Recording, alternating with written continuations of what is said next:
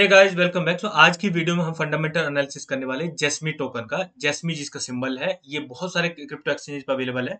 Binance पे, Coinbase पे, Indian crypto जो एक्सचेंज है जैसे वजीरक्स उस पे भी अवेलेबल है। तो इसको थोड़ा सा डिटेल में एनालाइज करते हैं कि ये कॉइन किस तरह का है, किस तरह से वर्क करता है, आगे फ्यूचर पोटेंशियल इसमें कितना है, टोकोनॉमिक्स कैसी है, आपको खरीदना चाहिए या नहीं खरीदना चाहिए। ऐसे जितने भी आपके सवाल है उनका जवाब आपको इस वीडियो में मिल जाएगा। तो स्टार्ट करते video. Before I start the video, अगर हमने अभी तक चैनल सब्सक्राइब नहीं किया है तो चैनल सब्सक्राइब जरूर करो, प्रेस द बेल आइकन ताकि आपको सारी अपडेट टाइम पे मिलती रहे। अभी करंट में देखो तो 0.006379 पे ट्रेड कर रहा है। जब लिस्ट हुआ था तब काफी अच्छे प्राइस पे था। आपका 2 जीरो ऐड कर लिए इसने अपने प्राइस में, क्योंकि ये सब होता है बिकॉज ऑफ द टोकोनोमिक्स। इसीलिए टोकोनोमिक्स, जब भी आप फंडामेंटल एनालिसिस करो किसी भी कॉइन का, सबसे ज्यादा इंपॉर्टेंट फैक्टर आप टोकोनोमिक्स को रखो, क्योंकि अगर आपको पोटेंशियल जज करना है तो आपको टोकोनोमिक्स फैक्टर को देखना ही चाहिए। शेयर मार्केट के और इसके जो क्रिप्टो मार्केट का फंडामेंटल एनालिसिस में ये प्राइम फैक्टर आ जाता है, क्योंकि शेयर के जो नंबर ऑफ जो शेयर सर्कुलेशन में है, वो इतनी जल्दी चेंज नहीं होते। अगर होते तो कोई बिग इवेंट होता है, इसमें ऐसा नहीं है। तो इस वजह से टोकोनोमिक्स इज द इंपॉर्टेंट फैक्टर जो आपको हमेशा कंसिडर करना चाहिए। करंट में अभी कितने सर्कुलेशन, अब देखो यहाँ पे दिखा रहा है 4.75 बिलियन। यहाँ सर्कुलेशन सप्लाई अपडेटेड नहीं है, एंड इवन किसी भी प्लेटफॉर्म पर अपडेटेड नहीं है। आप कॉइन गेको पे जाके देखोगे तो वहां भी 4.75 बिलियन दिखा रहा है। आप अगर कॉइन बेस पे जाके देखोगे, क्योंकि वहां भी इन्फॉर्मेशन अवेलेबल कराया था, तो वहां पे 4.8 बिलियन दिखा रहा है। यहाँ भी अपडेटेड नहीं है। Then I went to the official website और ग्लोबल वेबसाइट पे, जहां पे इसकी जो सर्कुलेटिंग सप्लाई 30 बिलियन, 30.8 बिलियन दिखा रहा है। तो हम इसकी ऑफिशियल वेबसाइट का जो डाटा है उसको मान के चलेंगे। बाकी जितने भी इंफॉर्मेशन प्रोवाइडर हम उनको कंसिडर नहीं कर रहे हैं, क्योंकि जब ऑफिशियल वेबसाइट पे इतनी सर्कुलेटिंग सप्लाई लिखी है तो हम इतनी ही कंसिडर करके चलेंगे। यानी इनिशियली इसकी सर्कुलेटिंग सप्लाई बहुत कम थी, मिलियंस में। फिर धीरे धीरे सर्कुलेशन में आती गई और अब आके 30.8 बिलियन सर्कुलेशन में आ गई है। ठीक है ना। तो प्राइस प्रोडिक्शन के पार्ट में हम इस चीज को ध्यान में रखने वाले हैं, ये आप ध्यान से सुनना। मार्केट कैप अभी करंट में कितनी है? 30.3 मिलियन डॉलर की मार्केट कैप है, काफी कम है कंपेयर टू जब ये इनिशियल आया तो बिलियन डॉलर की मार्केट कैप में चला गया था। एक बार 1.2 बिलियन मार्केट कैप पहले अचीव कर चुका है। कहाँ कहाँ अवेलेबल है? Binance, gate dot IO, Coinbase exchange मैंने ऑलरेडी बता दिया आपको, जो वजीर एक्स पर भी अवेलेबल है। तो अगर बाई करना चाहो तो there so many plenty of option जहां पर आप इसको इजीली बाई कर सकते हो और उन पर अवेलेबल है। Even you can buy on decentralise exchanges, जैसे कि यूनिस्वैप है, सोसी स्वैप है, उन पे भी जाके बाई कर सकते हो। जो इथीरियम के लिए बेसिकली जो डेक्स है उन पे ही बाई कर पाओगे। इसमें क्रॉस चेन लिक्विडिटी किसी भी अदर ब्लॉकचेन प्रोवाइड इन्होंने नहीं की है, तो वहां से आप इसको बाई नहीं कर पाओगे। अब थोड़ा सा आते हैं अनदर पार्ट पे कि जब ठीक है, इनकी टोकोनोमिक्स ये है कि इनके टोकोनोमिक्स सबसे ज्यादा मतलब ग्रे एरिया में है। थोड़ा सा इसके बारे में पहले बात करते हैं, उसके बाद जब प्राइस प्रोडिक्शन हम टोकोनोमिक्स में डीप में जाएंगे। किस तरह से वर्क करता है, किस तरह से होल इकोसिस्टम डिजाइन है इसका, और क्या इनका मेन पर्पस है जिसको अचीव करना चाहता है। अगर एक्सचेंज लिस्टिंग की बात करोगे, बहुत अच्छे लेवल पे जो सेंट्रल एक्सचेंज पे इसको लिस्टिंग ऑलरेडी मिल गई है।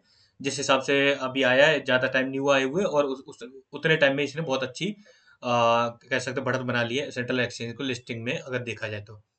ये कॉइन किस तरह से वर्क करता है? ये बेसिकली डाटा की डेमोक्रेसी क्रिएट करना चाहते हैं। अब ये डाटा की डेमोक्रेसी क्या है? जैसे फॉर एग्जांपल, आप अगर अभी गूगल पे कुछ सर्च करोगे, गूगल पे जैसे ही कुछ सर्च करोगे, मान लो आपने मोबाइल फोन सर्च कर लिया, आप उसके बाद जाके और फेसबुक को ओपन करना, तुरंत आपको ऐड जाके और मोबाइल के ही वहां पे दिखने लगेंगे, ये मोबाइल इतने में अवेलेबल है, इस प्लेटफॉर्म पर अवेलेबल है, इस तरह का। एक्चुअली इसमें होता क्या है, जितने भी सेंट्रलाइज जो सर्विस प्रोवाइड करते हैं, ये डाटा की मार्केटिंग करते हैं। डाटा की मार्केटिंग कैसे की जाती है? आपको उनको इतना एडिक्टिव डिजाइन किया जाता है। जैसे फेसबुक का है, ये बहुत ही एडिक्टिव टूल है। और आज की डेट में यंग जनरेशन, ये कह सकते हैं जो बाकी नशे है ना, जितने जो चरस, भांग, गांजा, ये सब है, उनसे 10-20 गुना ज्यादा एडिक्टिव है ये प्लेटफॉर्म, सोशल मीडिया प्लेटफॉर्म। और सोशल मीडिया डिप्रेशन नाम की भी एक चीज है जो आजकल बहुत ज्यादा सर्कुलेशन, उसमें होता क्या है, हर व्यक्ति अपने आप को लार्जर देन लाइफ दिखाता है सोशल मीडिया पे, और लोगों के अंदर फिर ऐसा डिप्रेशन जैसा आ जाता है। उनको लगता है वो अपनी लाइफ में कुछ कर नहीं रहे हैं, और इसकी वजह से वो एक certain kind of life demoralise हो जाते हैं और डिप्रेशन में चले जाते हैं। ये अनदर फैक्टर है, इसको हमारा अभी पॉइंट ऑफ डिस्कशन नहीं है। ये कंपनीज वर्क कैसे करती है, इनको एडिक्टिव इसलिए बनाया जाता है कि ज्यादा से ज्यादा आप ऑनलाइन रहो। जितना ज्यादा आप ऑनलाइन रहोगे, जितना ज्यादा फीड को स्वाइप करोगे और स्क्रॉल करोगे, उतना ही ज्यादा वो एड प्लेस कर पाएंगे, और जितने ज्यादा एड प्लेस करेंगे उतना ही ज्यादा उनको रेवेन्यू जनरेट होगा। एक्चुअली वहां पे वो आपको बकरा बनाते हैं, आप उनकी मार्केट हो, आपको जितना ज्यादा ऑनलाइन रखेंगे उतना ही उनका फायदा है। दूसरी चीज उसमें क्या, किस तरह से डिजाइन की जाती है, आपकी जो मतलब डिवाइस है उससे पहले ही परमिशन ले ली जाती है। ताकि आपकी कॉल की मतलब रिकॉर्डिंग है या फिर इवन जो डाटा आप स्टोर करते हो, मैसेजेस हैं, ईमेल्स हैं, वो सब उनको ऐसे मिला हुआ होता है। एंड वो एनालाइज करते रहते हैं कि आप मतलब क्या क्या एक्टिविटी कर रहे हो, यानी आपकी कांस्टेंट स्क्रूटनी होती रहती है।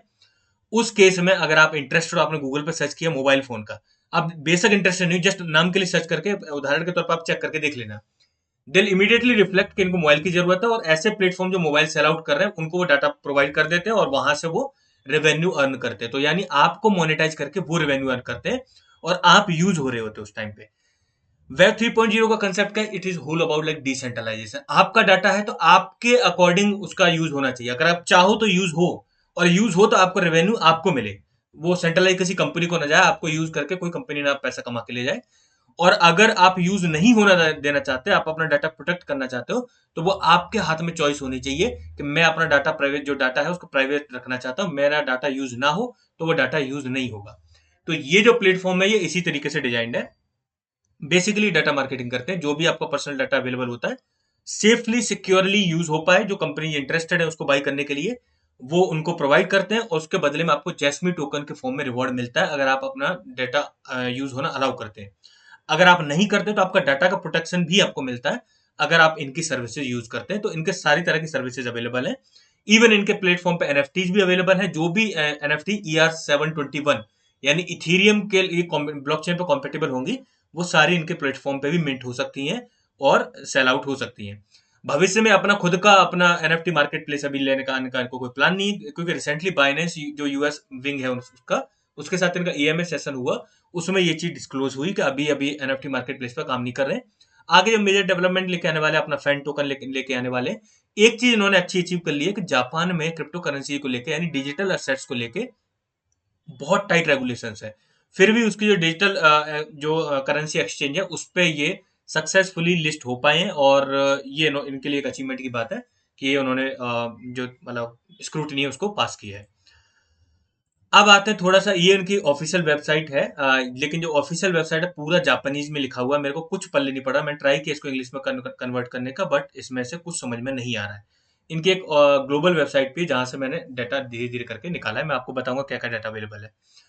अब इनके टोकोनॉमिक्स पार्ट अगर आप डिटेल में देखोगे तो बहुत कंफ्यूजिंग है, और मैंने बहुत सारी, जब मैं इसके बारे में रिसर्च कर रहा था, जब मैंने पूरा खंगाल के देखा, तो रेडिट पे, इवन गिटहब पे, देयर सो मेनी पोस्ट जहां पे बहुत लोग इस चीज को लेकर फ्रस्ट्रेटेड है कि ये टोकनोमिक्स पार्ट है वो हमेशा क्लियर होना चाहिए, और वो वास्तव में होना चाहिए। एक यूजर को पता होना चाहिए कि कब कितने कॉइन सर्कुलेशन में आएंगे।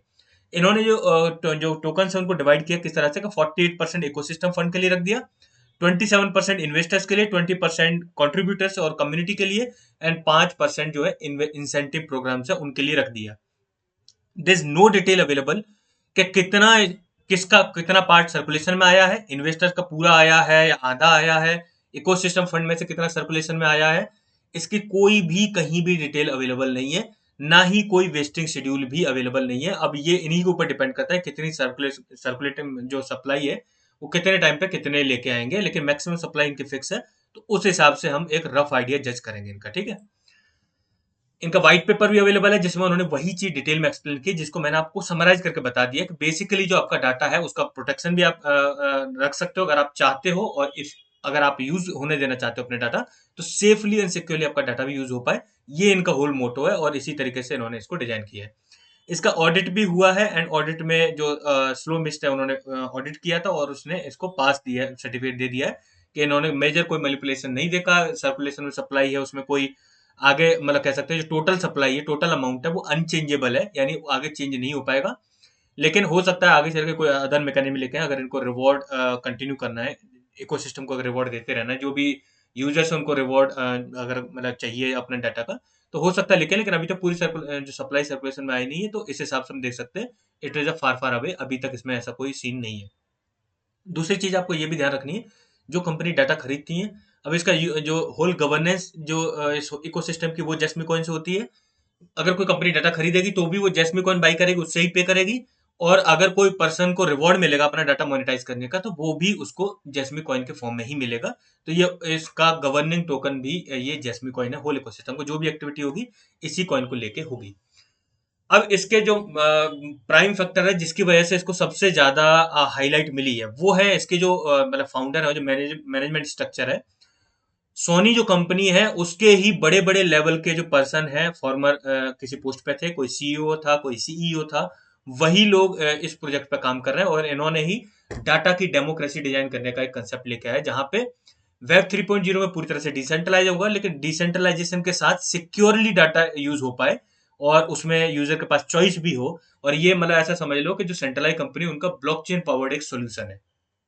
तो उसमें आप देख सकते हो, former president and CEO of Soni corporation, farmer CEO of Soni style dot com Japan, और आफ्टर ये भी सोनी से ही जुड़े हुए हैं। आप इनका जब देखोगे तो 3 पर्सन है, ये थे सीएफओ। तो इन्होंने मिलकर क्या किया, सॉरी, इन्होंने मिलकर क्या किया, अपनी एक अलग से कंपनी बनाई और इसमें इन्होंने इस पे काम करना शुरू किया। इन्होंने फंड रेजिंग भी की, इनको अच्छा खासा फंड भी मिला। एंड नियर अबाउट आप ऐसा समझिए, जितना उन्होंने फंड रेज किया तो उसका 10 to 20% ही अभी यूज कर पाए। जो कंपनी के पास फंड बहुत ज्यादा है और वो आगे भी डेवलपमेंट करते रहेंगे और आगे इंप्रूवमेंट करते रहेंगे। अब अगर इनका एक्सप्लोरर खोल के देखोगे तो अभी आपको 34,000 होल्डर्स दिखेंगे, लेकिन उसमें आपको टॉप वॉलेट्स दिखेंगे, वो एक डिप्लॉयर है और एमएक्सी ग्लोबल है एंड बाइनेंस का आपको हॉट वॉलेट दिख जाएगा। लेकिन यहाँ पे जब आप ये देखोगे, कुछ इन्वेस्टर जैसे इनके पास एक फिक्स सप्लाई है, एक 1%, एक 1% इस तरह से। और यहाँ पे आप नीचे आके देखोगे तो आपको कुछ इस तरह की सर्टेन 0.55%, 0.55% इस तरह की सर्कुलेटिंग सप्लाई आपको दिखेगी। ये एक्चुअली इन्वेस्टर्स है, इन्होंने एक पोस्ट में डिफाइन किया। जैसे यहाँ पे आप देखो, तीनों के पास 0.6%, 0.6%, 0.6% है। ये जो इनिशियल इन्वेस्टर्स है उनको सप्लाई अलॉट की गई है। अब इसमें कुछ भी क्लियरेंस नहीं है कि इसमें से कितनी लॉक है, कितनी सर्कुलेशन में है। ये डाटा इन्होंने कहीं भी अवेलेबल नहीं कराया, तो वो एक्चुअली लाइट से मतलब आप उसको समझ सकते हो कि वो ग्रे एरिया में, इसके बारे में कोई डिटेल अवेलेबल नहीं है। अब थोड़ा सा देखते हैं रिसेंट अपडेट क्या क्या अभी करंट में चल रहा है। तो there so many exchange listing जो इन्होंने रिसेंटली की है। जैसे अभी अगर आप देखोगे तो यहाँ पे बिट फॉरेक्स पे लिस्टिंग हुई है, कई इन्होंने ट्रेडिंग की कंपटीशन भी लॉन्च करा है। इसी तरह की एक्टिविटी अभी हाल फिलहाल में हुई है। कोई मेजर माइलस्टोन ऐसा नहीं, कोई नया फीचर आ रहा हो, कुछ ऐसा हो रहा हो, वो अभी नहीं हुआ है। फैन टोकन आगे आने वाला है, ऐसा उन्होंने अनाउंस किया ईएमए में। तो वो आप ऐसा कर सकते हो कि आगे चल के इनके लिए मेजर होने वाला है, जो भी डेवलपमेंट के वाइज अगर देखें। पार्टनर लिस्ट में आप देखो, सो मेनी कंपनी जो अभी करंट में इसके पार्टनर है। पार्टनर इन द सेंस जो इसके डाटा का यूज करती है सेफली एंड बाई करते हैं, उसके लिए वो सर्टेन अमाउंट पे भी करते हैं, क्योंकि कंपनी को डाटा की जरूरत होती है। फॉर एग्जाम्पल, अगर आप मोबाइल लेने के लिए इंटरेस्टेड हो, तो अगर आप उस अपनी जो क्वेरी है उसको भी मोनेटाइज करोगे, यानी आप जो भी क्वेरी करोगे उसको भी अगर मोनेटाइज करोगे तो आपको कुछ रिवॉर्ड मिलेगा। जनरली आपको रिवॉर्ड नहीं मिलता, आपको यूज कर लिया जाता है और कंपनी अपना रेवेन्यू से जनरेट करके निकल जाती है। किस तरह से वर्क करता है, ऑब्वियसली इंटरनेट ऑफ थिंग्स पे काम कर रहा है एंड जो डाटा है उसको सिक्योर मैनेजमेंट कर रहा है। लेकिन इसमें आप ऐसा समझ सकते हो कि जैसे नॉर्मली सेंट्रलाइज कंपनी आपका फायदा उठाती है, और ये मैं आपको कई बार मतलब 2-3 बार तो ऑलरेडी इस वीडियो में एक्सप्लेन कर चुका हूँ। एंड ये एक डिसेंट्रलाइज सॉल्यूशन है उसका, अगर एक ऐसा कर सकते हैं अल्टरनेटिव। अब इनके पास और को क्या सर्विस अवेलेबल है, पर्सनल डाटा लॉकर, जहां पर आप अगर ना चाहो तो आपका डाटा यूज नहीं होगा और पूरी तरह से कह सकते हैं कम्युनिटी पावर्ड है। सिक्योर नॉलेज कम्युनिकेटर इनकी अनदर सर्विस है, स्मार्ट गार्जियन। एंड उसके बाद जैस्मी सॉल्यूशन जो भी डाटा मैनेजमेंट के प्रोवाइड करते हैं। अगर आपको डाटा मैनेजमेंट भी इनका मतलब सर्विस यूज करनी है, then you can use it. And Jasmy IoT platform into the reward system means, अगर आप अलाउ करोगे अपना डाटा यूज होना safely securely, then you will get the reward जो भी आप उसके लिए एलिजिबल होगे। तो डाटा का ऑप्टिमाइज वैल्यू होनी चाहिए और वो यूजर्स को मिलनी चाहिए, ना कि कंपनी को। दैट्स द होल मोटो। अगर इनका रोड मैप देखोगे तो अभी क्वार्टर 3 तो निकल गया, अब क्वार्टर 4 का अगर देखें तो कोई मेजर नहीं है। तो प्लेटफॉर्म प्लान कर रहा है कि जो टोटल एक्सचेंज पे लिस्टिंग है वो 70+ चली जा रही है, 70 एक्सचेंज और 15 पार्टनर इनको करने हैं अगले क्वार्टर 4 में। जैस्मी का फैन टोकन आने वाला है, जो मैंने आपको बताया, जिसका नाम रखा है सगन टोसू जापानीज में। एंड उसके बाद उसका फैन टोकन का प्लेटफॉर्म क्रिएशन होगा and launch of DD coin. Then उसके बाद Jasmy AI and labour productivity will publish happiness plan भी अपना पब्लिश करेंगे। यानी कोई टाइमलाइन वाइज इसका वो नहीं है। तो अगर आपको रोड मैप वाइज भी देखोगे तो ज्यादा क्लियरेंस इसमें भी नहीं है। कंपनी का कंसेप्ट अच्छा है, मैनेजमेंट अच्छा है एंड कंपनी को जो अचीव किया है, जैसे जापान में जो डिजिटल एक्सचेंज है, वहाँ जो करेंसी एक्सचेंज है वहां पे लिस्ट हो जाना, वो मेजर एक्सचेंज पे लिस्ट हो जाना, वो अचीवमेंट है। लेकिन अगर इसका टोकोनॉमिक्स और इसका रोड मैप वाला पार्ट देखोगे तो वो थोड़ा सा सही नहीं है। और इनको अदर ब्लॉकचेन पे भी क्रॉस चेन लिक्विडिटी भी प्रोवाइड करनी चाहिए थी, जो इन्होंने प्रोवाइड नहीं की है। किस तरह से वर्क करते हैं उन्होंने बताया कि किस तरह से ecological complex like smart intercom monitoring camera, ये जिनकी सर्विसेज जो प्रोवाइड करते हैं सिक्योर अपने जो डाटा है स्मार्टफोन का, जितनी भी device है, we are surrounded with the devices and you can secure the data, and if you want to use that data you can monetize it. That's the whole purpose.